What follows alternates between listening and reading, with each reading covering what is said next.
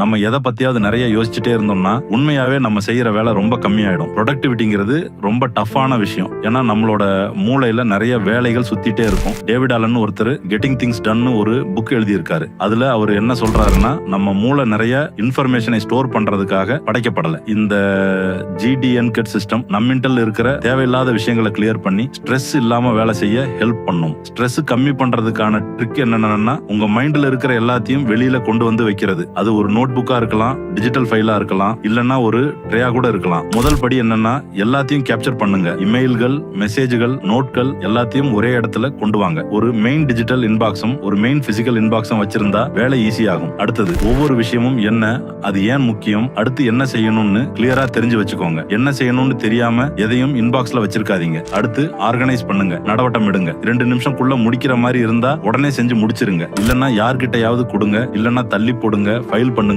இல்ல தூக்கி போடுங்க. சிம்பிளா வச்சுக்கோங்க. கம்மியான ஸ்டெப்ஸ் இருந்தா ஸ்ட்ரெஸ் கம்மியா இருக்கும். 4ஆம் படியேற்றம் பண்ணது. வாரத்துக்கு ஒரு தடவையாவது உங்க சிஸ்டம் அப்டேட்டடா இருக்கான்னு செக் பண்ணுங்க. கடைசியா எங்கேஜ் பண்ணுங்க, அதாவது வேலையை ஸ்டார்ட் பண்ணுங்க. எல்லாம் ரெடியா இருக்கிறதால உங்க லிஸ்டை ஃபாலோ பண்ணி எது முக்கியமோ அதுல ஃபோக்கஸ் பண்ணலாம். விஷயங்களை கண்ட்ரோல்ல வச்சுக்க என்ன பண்ணணும்னா, ஃபர்ஸ்ட் கேப்சர் பண்ணுங்க, அடுத்து கிளாரிஃபை பண்ணுங்க, அப்புறம் ஆர்கனைஸ் பண்ணுங்க, ரிவ்யூ பண்ணுங்க, கடைசியா எங்கேஜ் பண்ணுங்க. பெரிய வேலையை சின்ன சின்னதா பிரேக் பண்ணி செஞ்சா ஈஸியா இருக்கும். 100 விஷயங்களை பத்தி யோசிச்சு ஸ்ட்ரெஸ் ஆகிறதுக்கு பதிலா ஒரு கிளியரான பிளான் உங்களுக்கு இருக்கும். GTD உங்க மைண்ட் கிளியர் பண்ணி உண்மையாவே முன்னேறவும் ஸ்ட்ரெஸ் கம்மி பண்ணவும் ஹெல்ப் பண்ணும். இது உங்களுக்கு ஹெல்ப்ஃபுல்லா இருந்தா லைக் பண்ணுங்க, சப்ஸ்கிரைப் பண்ணுங்க. இன்னும் நிறைய டிப்ஸ் கிடைக்கும் மக்களே.